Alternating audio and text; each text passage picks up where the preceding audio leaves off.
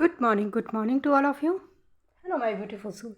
Friend, this is Archana. Archana education platform पे आपका हार्दिक स्वागत है डियर.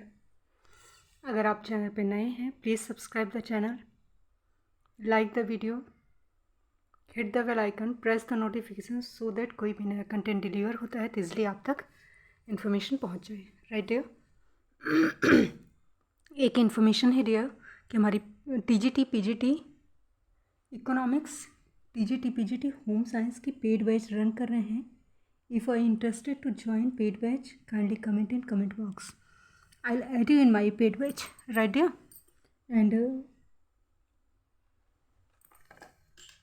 एंड हमारा 11th-12th economics and 10th-12th home science के ही बैच रन कर रहे हैं.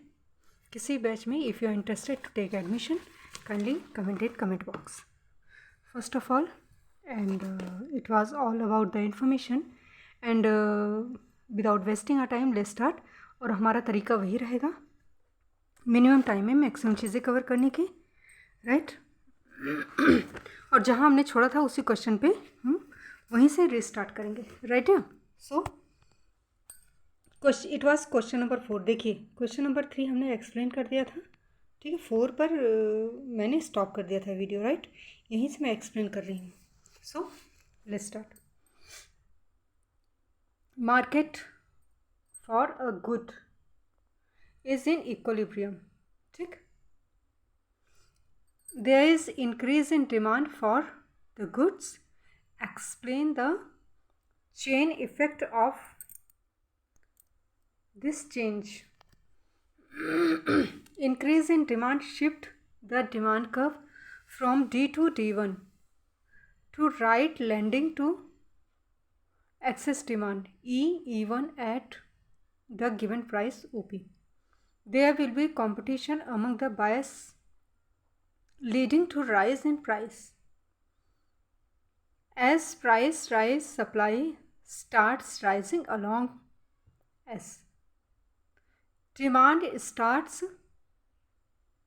falling. These change continue till D equal to S, यानी demand equal to supply at a new equilibrium point E1. ठीक.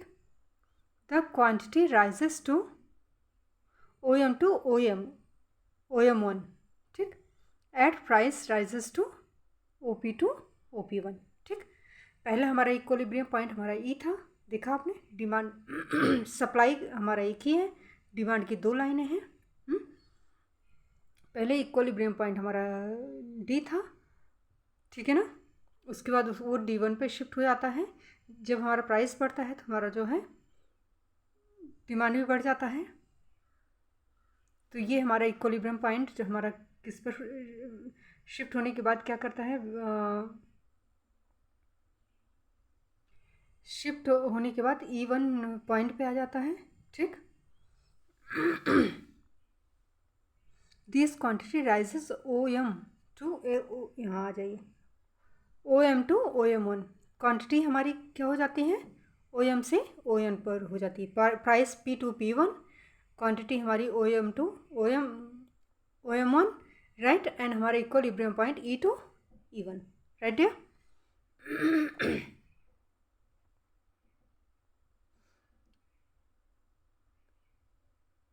डिस्टिंगाइज between monopoly and monopolistic competition. इसमें क्या differences है देख लीजिए. Under monopoly there is a single seller producer of commodity, whereas under monopolistic competition there are large number of sellers, so the firm under monopoly has greater influence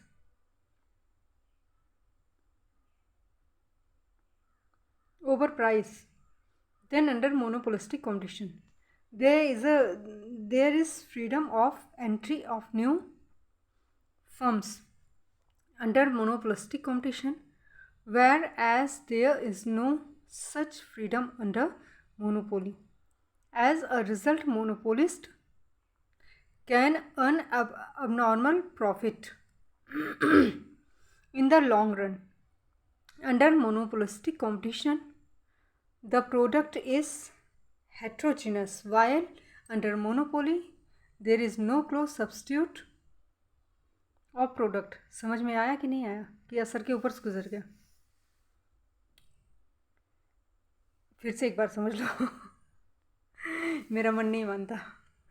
under monopoly there is a single seller. Monopoly में क्या होता है, single seller होते हैं and producer of commodity. Single seller, single producer, इसीलिए इसका नाम monopoly होता है। उनका पूरा एकाधिकार होता है, एक छत्र राज होता है, right. Whereas under monopolistic competition there are large number of sellers. Sellers जो है ज़्यादा होते हैं, राइट।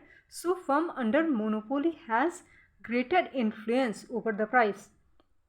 मोनोपोली में क्या होता है, प्राइस पर पूरा प्रभाव होता है इसका, मोनोपोली का, राइट। क्योंकि एक ही सेलर है। फेसबुक है, फेसबुक एक ही है। ध्यान से सुन लो, फॉर एग्जांपल, बहुत अच्छा एग्जांपल है ये मोनोपोली का, ठीक। हमारा फेसबुक क्या है, एक छत्र पर राज है। इसको थोड़ा सा लगा कि हमारा इंस्टाग्राम और जो है व्हाट्सएप भी इसी टाइप के हैं, तो वो कहीं हमारा वो ले रहे हैं, हमारे कंप्यूटर ना बन जाए, इसलिए इन्होंने व्हाट्सएप को और इंस्टाग्राम को भी ख़रीद लिया, राइट। तो इनका मोनोपोली है इस पर, सोशल मीडिया पर, ठीक।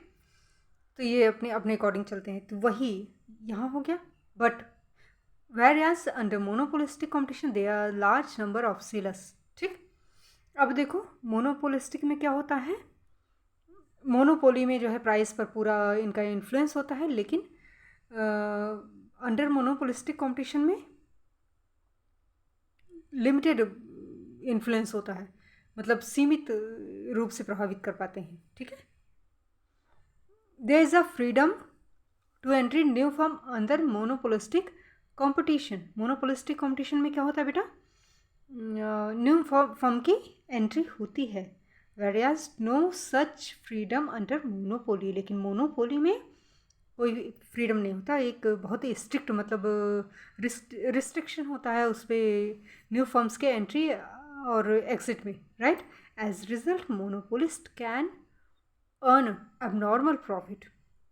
इसे मोनोपोलिस्ट जो है अबनॉर्मल प्रॉफिट लॉन्ग रन में अर्न करते हैं, राइट डियर। अब देखो under monopolistic competition producer is heterogeneous. Monopolistic में प्रोड्यूसर कैसा होता है, हेट्रोजीनियस। लेकिन मोनोपोली में क्या होता है, नो क्लोज सब्स्टिट्यूट, कोई क्लोज सब्स्टिट्यूट नहीं होता, ठीक, प्रोडक्ट का। मोनोपोली का सबसे एक अच्छा एग्जांपल हमारा इंडियन रेलवे भी है, ठीक, जिसमें गवर्नमेंट ऑफ इंडिया का एक छत्रराज है, राइट। ये हो गया। Demand curve in monopoly market less elastic than demand curve under monopolistic competition, because under monopoly there is no close substitute of product, right. या अब देखो simple application tools. Simple application tools क्या होता है बेटा, प्राइस सीलिंग। ये कुछ tools होते हैं जिनका इस्तेमाल करके हम जो है अप्लाई करके मार्केट पर अप्लाई करते हैं। सबसे पहला होता है प्राइस सीलिंग। प्राइस सीलिंग क्या होता है, प्राइस सीलिंग मीन्स, ध्यान से समझ लेना, सील का मतलब क्या होता है, हम सील करते हैं कोई प्रोडक्ट, पॉलीथीन में रख के उसको सील कर देते, सील पैक कर दो यार। सील पैक माने हवा भी उसके अंदर ना एंट्री करे, सील कर दो, करेक्ट। तो means maximum price of a commodity fix by government. Government के द्वारा मैक्सिमम प्राइस फिक्स किया जाता है, प्राइस सीलिंग, ठीक। अपर लेवल पे मैक्सिमम प्राइस सील कर दिया जाता है। क्यों किया जाता है, आगे देखिए। Government that sellers can charge from buyers, ताकि विक्रेता जो है क्रेता से चार्ज कर सके। It impose the on necessary commodity is imposed, it is imposed on necessary commodities like wheat, rice, kerosene oil, sugar। चीनी हो गया, चावल हो गया, गेहूँ हो गया, केरोसिन ऑयल हो गया, जो बेसिक रिक्वायरमेंट की चीज़ें होती हैं, नेसेसरी, ठीक, नेसेसरी गुड्स जो होते हैं, कमोडिटीज़ होती हैं, उनके ऊपर गवर्नमेंट जो है प्राइस सीलिंग लगाती है, ताकि दाम इतना ज़्यादा ना बढ़ जाए कि पब्लिक की पहुंच से बाहर की होती है। क्योंकि ये बेसिक चीज़ें हैं ना, इसके बिना तो इंसान ज़िंदा नहीं रह सकता, ठीक है ना। तो प्राइस सीलिंग कर देती है गवर्नमेंट, ताकि सबकी पहुंच तक पहुंच हो सके। It is below equilibrium price. ये क्या होता है? It is below equilibrium price से बिलो होता है। The shortage of commodity in the market result in following implication. जब शॉर्टेज होता है कमोडिटीज़ का मार्केट में, ठीक, तब ये इम्प्लीमेंट करती है गवर्नमेंट। क्यों हुआ? कॉमन सेंस लगाओ। अगर सप्लाई कम हुआ यानी शॉर्टेज हुआ, यानी सप्लाई कम हुआ, सप्लाई कम हुआ तो कीमत बढ़ी, कीमत इतनी बढ़ गई कि जो है मतलब सामान्य जनता की पहुंच से बाहर हो गई। तो ऐसे सिचुएशन को रोकने के लिए गवर्नमेंट क्या करती है? प्राइस सीलिंग लगाती है, मैक्सिमम प्राइस डिसाइड कर देती है, ताकि जो है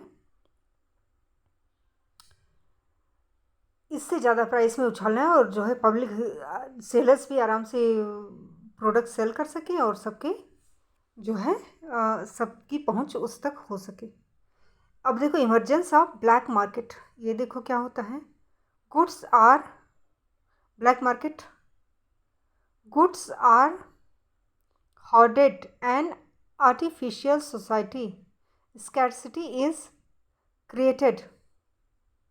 Goods are hoarded and artificial scarcity is created, and when scarcity is seriously felt, goods are sold at higher price. Goods are hoarded and artificial scarcity is created. ठीक, क्या होता है कि जब चीज़ें जो है कम होने लगती, जैसे उधर प्याज का दाम बढ़ गया था, लोग प्याज स्टोर करना शुरू कर दिए थे, ठीक है ना। और आर्टिफिशियल स्कैर्सिटी मार्केट में बढ़ जाती है। यानी आर्टिफिशियल स्कैर्सिटी का मतलब क्या होता है बच्चा? कि प्रोडक्ट तो है लेकिन लोगों को मार्केट में नहीं दिख रहा है, राइट। तो होता क्या है? And when scarcity is seriously felt, जब सचमुच जो है बाज़ार में इन चीज़ों की कमी हो जाती है तो रखी हुई चीज़ें गोडाउन से निकाल कर वो जो है हायर प्राइस पे सेल की जाती है। क्लियर? चलो, फिर आपका राशनिंग आ गया। राशनिंग क्या होता है? Price floor. ये दो चीज़ें याद रखना, price ceiling, price floor, mind में बिठा लेना। Price ceiling, maximum price of commodity fix by government. Whether price ceiling की बात किया मैंने। प्राइस फॉल क्या होता है? Minimum support price. Ceiling maximum, floor minimum. ऐसे ही थोड़ा सा लिंक करके देख लेना अगर आपको याद नहीं हो रहा है। फ्लोर फर्श हमारा नीचे होता है यानी डाउन, नीचे, तो मिनिमम सपोर्ट प्राइस, ठीक। It is fix by government necessary above the equilibrium price. Equilibrium price के ऊपर फिक्स करती है। Where the government feels that price of particular good और services would not fall below certain level and set a floor, a minimum price of these goods and services. समझ में आया? Government के द्वारा necessary above the equilibrium price line पे जो है के ऊपर होता है। कभी कभी some time when government feels, जब गवर्नमेंट को एहसास होता है that price of particular good और सर्विसेज वुड नॉट फॉल, कि इसकी कीमतें नीचे नहीं आएंगी, इसकी कीमतें नीचे नहीं आएंगी, below certain level and set floor or a minimum price of those goods and services. तो मिनिमम प्राइस सेट करती गवर्नमेंट। दोनों में डिफरेंसेस अपने माइंड में रखना, एक दो बार पढ़ो कि आज समझ में आ जाएगा, ठीक है। Example, imposition of support prices on agriculture commodities। ध्यान से सुन लो। Agriculture commodities in case of requirement of government fixed support price above the equilibrium price, price floor result excess supply and less demand, ठीक। Minimum price set करके जो है agriculture sector में करती हैं, और ताकि जो है ये फार्मर्स वगैरह को सपोर्ट करने के लिए। क्लियर? ये अबव द इक्विलिब्रियम प्राइस होता है।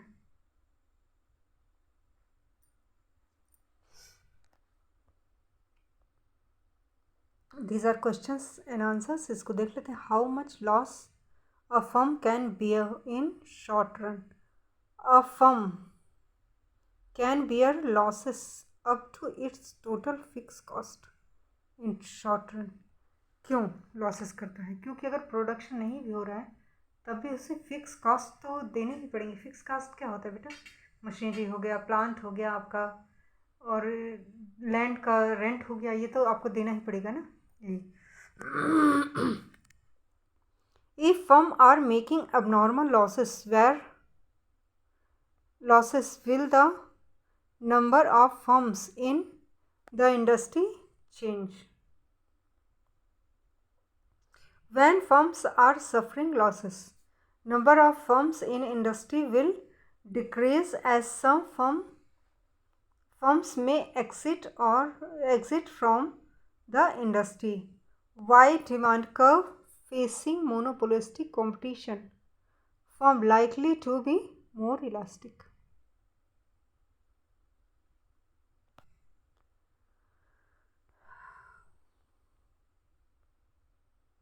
चलो,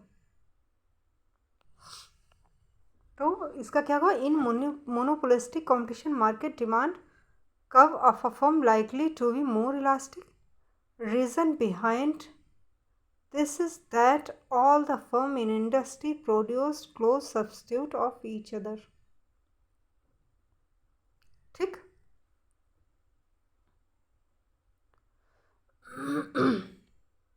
If close substitute of any good is available in the market, elasticity of demand is very high.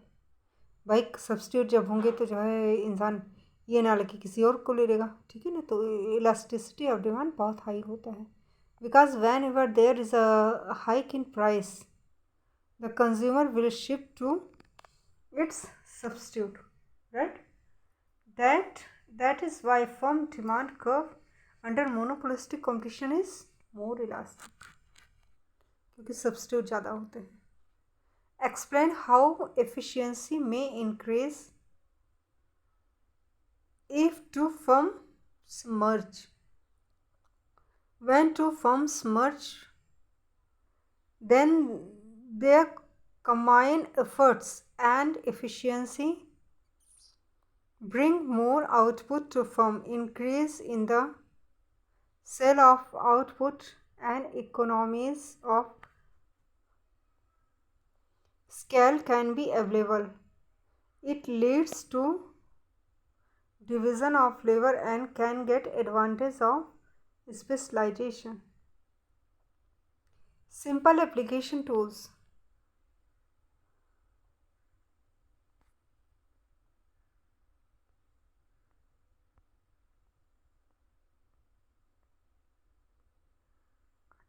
चलो, वही सेम चीज़ें हैं। प्राइस सीलिंग समझ में आ गया। Maximum price of commodity fixed by government that seller can charge from buyers. It impose on necessary commodities like wheat, rice, kerosene oil, etc. Price ceiling result in excess demand and less supply in the market. Is below equilibrium point, यही याद रखना, ये price selling below equilibrium price होता है। Shortage of commodity in the market result following implication emerge of black market and rationing, right? Price floor minimum support price, it is fixed by government necessary above the equilibrium point sometime when government feels price of particular good or services should not fall below certain level and set a floor or a minimum price for these goods and services. Example, imposition of support price on agriculture commodities. In case of requirement, the government fix the support price above equilibrium price. Price floor result in excess supply and less demand. Frequently asked question, these are questions तो आप देख ही लीजिए, इसमें answer तो है नहीं, है ना, कि एक्सप्लेन करना है. These are questions only. Screenshot ले सकते हो, it will help you. Right dear, ये हमने आपको पढ़ा ही दिया है ना, macroeconomics. Right, national income ये पढ़ चुके हो ना आप.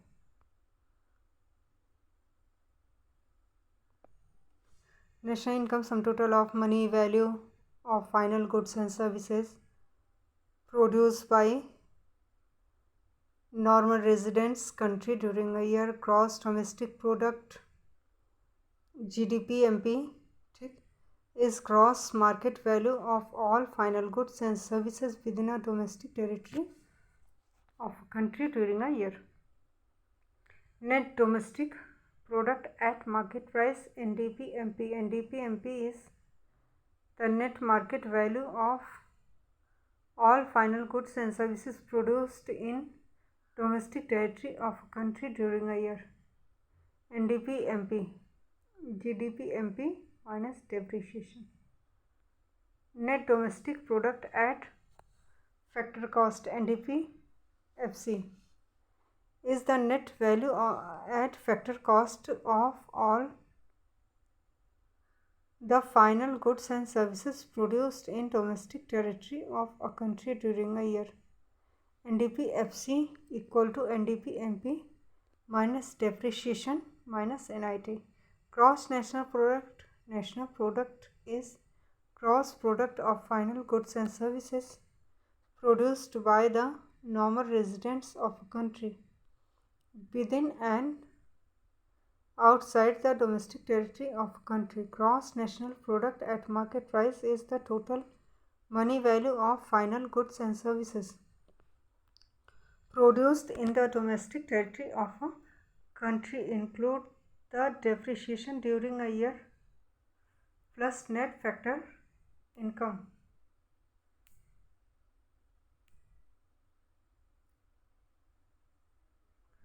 From abroad, GNP MP. GNP MP equal to NFIA.